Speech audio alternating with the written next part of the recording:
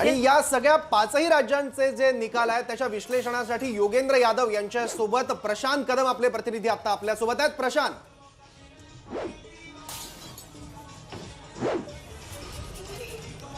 खरं तर योगेंद्र यादव यांच्याकडे आज येणं हे अनेक अर्थांनी महत्त्वाचं ठरतं, कारण ते स्वतः स्वराज अभियानचे संस्थापक सदस्य आहेत. याच्याशिवाय शेतकरी आंदोलनामध्ये त्यांनी खूप विशेष सहभाग नोंदवलेला आहे आणि ज्या केजरीवाल यांना आज पंजाबमध्ये यश मिळतंय तर त्यांचे ते जुने सहकारी देखील आहेत आणि याच सगळ्या अँगलने आपण आज त्यांच्याशी बातचीत करणार आहोत. योगेंद्र जी, बहुत स्वागत है आपका.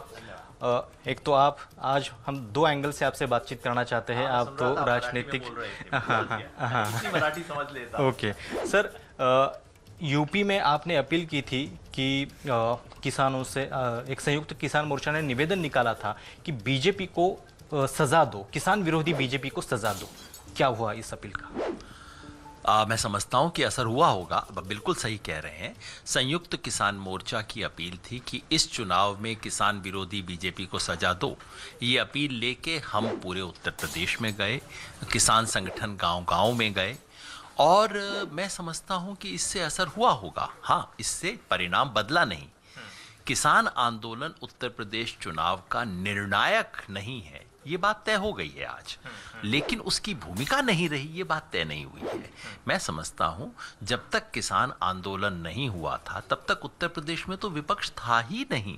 अगर 6 महीना पहले चुनाव हो जाते, 1 साल पहले, तो आपको विपक्ष दिखाई कहीं नहीं देता. विपक्ष में जान आई किसान आंदोलन की वजह से. विपक्ष खड़ा हो सका, चुनाव लड़ सका. मैं समझता हूं किसान आंदोलन की बहुत बड़ी भूमिका थी.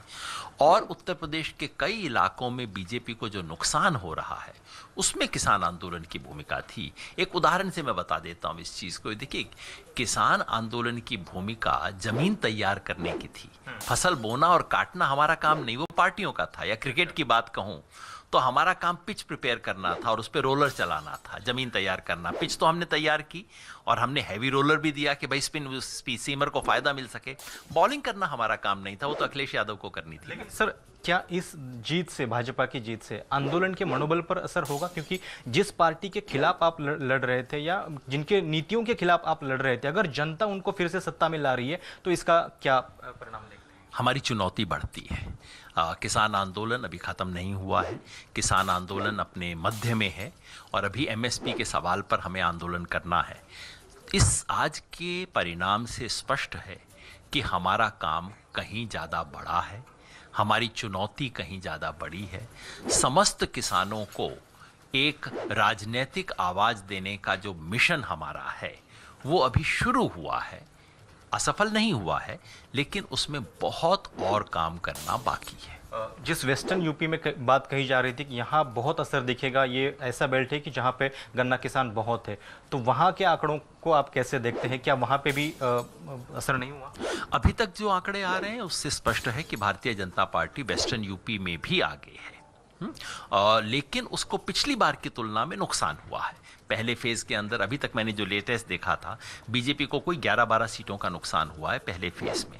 और मैं फिर कहना चाहता हूं, किसान आंदोलन की यही एक सीमित भूमिका हो सकती है. पश्चिम बंगाल में हम गए, हमने कहा भाजपा हराओ, भाजपा हार गई. हम कहें हमने हरा दिया, ये तो गलत होगा. हमारा एक छोटी भूमिका थी. वहां बैटिंग बॉलिंग तो करनी थी ममता बनर्जी को, उन्होंने किया. ममता बनर्जी ने बीजेपी को बोल्ड किया. हमने तो बस पिच बनाने के अंदर समझिए थोड़ा सा योगदान किया. यही हमारी भूमिका इस बार थी, लेकिन लगता है हमें इससे भी ज्यादा बड़ी भूमिका निभानी पड़ेगी. सर, चुनाव के लगभग 4-5 महीने पहले सरकार ने ये कानून वापस लिए. अब ये जो जीत मिली है उसके बाद क्या आपको लगता है कि कोई रवैया बदल सकता है? या मेरी समझ है कि अब भी और आगे भी किसी सरकार की हिम्मत नहीं होगी कि उन 3 कानूनों को वापस लेके आए. लेकिन खतरा ये है कि पिछले दरवाजे से लेके आएंगे, जैसे भूमि अधिग्रहण बिल के साथ किया था. केंद्र से तो खारिज हो गया, वापस ले लिया. राज्य सरकारों के जरिए उसको चुपचाप से वापस लिया गया था. अनेक राज्यों में एपीएमसी के तो कानून है, उन कानूनों में अमेंडमेंट हो सकता है. और देश के 12-13 राज्यों में कॉन्ट्रैक्ट फार्मिंग ऑलरेडी जारी है, वहां चेंज हो सकता है. तो पिछले दरवाजे से आने की गुंजाइश है, खतरा है, और उसके लिए हमें आगाह रहना पड़ेगा. सर, आज एक और एंगल से हम आपसे बात करना चाहते हैं। केजरीवाल जो आपके मतलब जिस प्रभा से आप जुड़े थे वो पुराने साथी रहे हैं आपके, आज उनको एक बड़ी जीत मिलती दिख रही है आम आदमी पार्टी को। दिल्ली से हटकर और एक राज्य उनके पास आ रहा है, दिल्ली हाफ स्टेट है, एक फुल स्टेट उनके पास आ रहा है। कैसे देखते हैं इसको? बहुत बड़ी जीत है। जितना जीत का जो परिमाण है देखें, और लगभग कोई 90-95 सीट के करीब ले पा रहे हैं, बहुत अभूतपूर्व जीत है। मेरी तरफ से बधाई और शुभकामनाएं। आज की जीत से हमारी वो मान्यता फिर प्रबल होती है कि इस देश को विकल्प की जरूरत है। क्या आम आदमी पार्टी वास्तव में वो विकल्प बन पाएगा जिसकी इस देश को जरूरत है? ये उन्हें साबित करना पड़ेगा।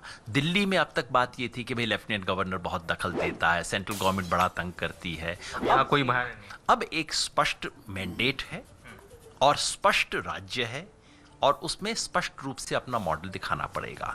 मुझे लगता है कि आम आदमी पार्टी के सामने 3-4 चुनौतियां हैं जिसको उसे पार करना पड़ेगा। पहला, दिल्ली दरबार।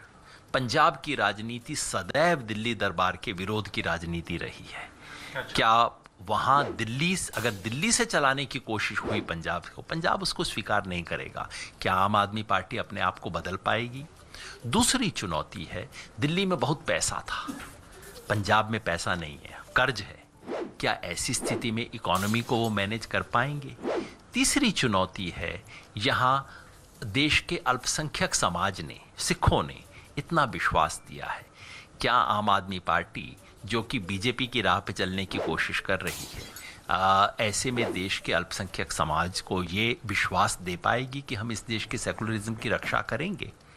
और सवाल ये भी है कि दिल्ली में शराब को, इन सब चीज़ों को बढ़ाने के बाद क्या आम आदमी पार्टी पंजाब में नशे की समस्या को ख़त्म कर पाएगी? ये सब चुनौतियां हैं। मैं नहीं कहता कि नहीं कर पाएंगे, वो कोशिश करें कर पाएंगे, लेकिन उन्हें अपने आप को काफ़ी कुछ बदलना होगा। चुनाव के आखिरी दौर में केजरीवाल पे बहुत संगीन आरोप हुए, उनको प्रो खालिस्तानी आतंकवादी ठहराने की कोशिश हुई। क्या इसका जवाब भी जनता ने दिया है? मैंने उस वक्त भी कहा था, केजरीवाल के बारे में काफ़ी चीज़ें हैं जो आप कह सकते हैं। मैंने बार बार कहा है कि वो भरोसे लायक आदमी नहीं है, बोलते कुछ हैं करते कुछ हैं, लेकिन आतंकवादी वगैरह कहना बिल्कुल फिजूल बातें थीं और पंजाब की जनता ने ऐसी फिजूल बातों पे विश्वास नहीं किया। यूं भी चुनाव से 72 घंटे पहले किसी नेता के बारे में कुछ नया सनसनीखेज खुलासा करने की जो राजनीति है, ये सस्ती राजनीति है। पंजाब की जनता ने उस पर विश्वास नहीं किया। नेशनल सिनारियो पे भी क्या आप देखते हैं कि आज तक हमारी जो राजनीति बाइपोलर रही है, क्या उसमें और एक कोण जुड़ रहा है आपके आने से? निश्चित ही आने वाले कुछ दिनों में गुजरात में खासतौर पे और शायद कर्नाटका के चुनाव में भी आम आदमी पार्टी अब एक नया विकल्प बनने की कोशिश करेगी और हर एक को अधिकार है बनने का। मेरी चिंता जो है वो ये है कि कहीं ऐसा तो नहीं होगा कि गुजरात में आम आदमी पार्टी चैलेंज करे, 6-8 महीने में आम आदमी पार्टी गुजरात की नंबर 1 की पार्टी बन जाए, ये तो कोई चमत्कार ही होगा। कहीं ऐसा तो नहीं कि वो खुद जीत ना पाए और कांग्रेस को जीतने से रोक दें और ऐसे में भारतीय जनता पार्टी के लिए मार्ग प्रशस्त हो जाए। ये एक खतरा है और भारतीय जनता पार्टी निश्चित ही ये चाहेगी कि ऐसा हो जाए। अच्छा सर, आम आदमी के तहत मतलब उनके नज़रिए से हम समझना चाहते हैं कि क्या कारण है कि इतने कम समय में एक पार्टी को एक दूसरे प्रदेश की जनता अपना रही है? आपने मतलब नज़दीक से देखा है इस पार्टी का पूरा काम, क्या कारण है? मैं समझता हूं पंजाब के केस में सबसे बड़ा कारण है वहां की पूरी पार्टियों पे लोगों का घोर अविश्वास। कांग्रेस ने हद दर्जे की निकम्मी और भ्रष्ट सरकार चलाई थी। उससे पहले बादलों ने भ्रष्टाचार की, अकाली दल ने भ्रष्टाचार की सारी सीमा लांघ दी थी और एक औसत पंजाबी को लगता था नाक बंद करके बाप रे बाप ऐसे लोग हैं राजनीति में। इसलिए उन्हें जो विकल्प तीसरा दिखाई दिया बाहर से नया, वो उन्होंने पंजाब में जफ्फी मारना बोलते हैं ना, एकदम गले लगा के पंजाबियों ने उसको स्वीकार कर लिया। मेरी निगाह में आम आदमी पार्टी ने कोई शानदार चीज़ पंजाब में 5 साल में की हो ऐसा मुझे दिखाई नहीं दिया, क्योंकि 5 साल में आम आदमी पार्टी के पास 20 MLA थे, वो तो विपक्ष की भूमिका भी नहीं निभा सके। उनके आधे से एमएलए छोड़ के उनको भाग गए। पिछले 5 साल में आम आदमी पार्टी ने विधानसभा के अंदर या बाहर विपक्ष की भूमिका निभाई हो, ऐसा कहीं नहीं है। तो मैं तो एक ही निष्कर्ष निकाल सकता हूं कि लोग इतना परेशान थे इन स्थापित पार्टियों से कि वो एक विकल्प चाहते थे। आम आदमी पार्टी को बधाई कि उनको विकल्प होने का मौका मिला। अब उन्हें साबित करना पड़ेगा कि वो वास्तव में वो विकल्प है जिसकी उम्मीद और आशा पंजाब के लोगों ने की है। त्यामुळे शेतकरी आंदोलनानं उत्तर प्रदेशातल्या निवडणुकीसाठी एक पिच सेट केलं। त्यावरती विरोधी पक्षानं सुद्धा बरीच मेहनत केली, निवडणुकीमध्ये चांगला परफॉर्मन्स दिला आणि सगळ्यात महत्त्वाचा मुद्दा म्हणजे पंजाबमधला आम आदमी पक्ष हा आता दुसरा पर्याय ठरू शकतो का, याची सुद्धा चर्चा होणं गरजेचं असल्याचं योगेंद्र यादव यांनी म्हटलेलं आहे। योगेंद्र यादव यांचे आणखी काही मुद्दे अर्थातच पुढे आपल्याला समजतील। सध्या आपल्यासोबत ज्येष्ठ पत्रकार काँग्रेसचे खासदार कुमार केतकर सर आहेत। सर नमस्कार, आपलं स्वागत आहे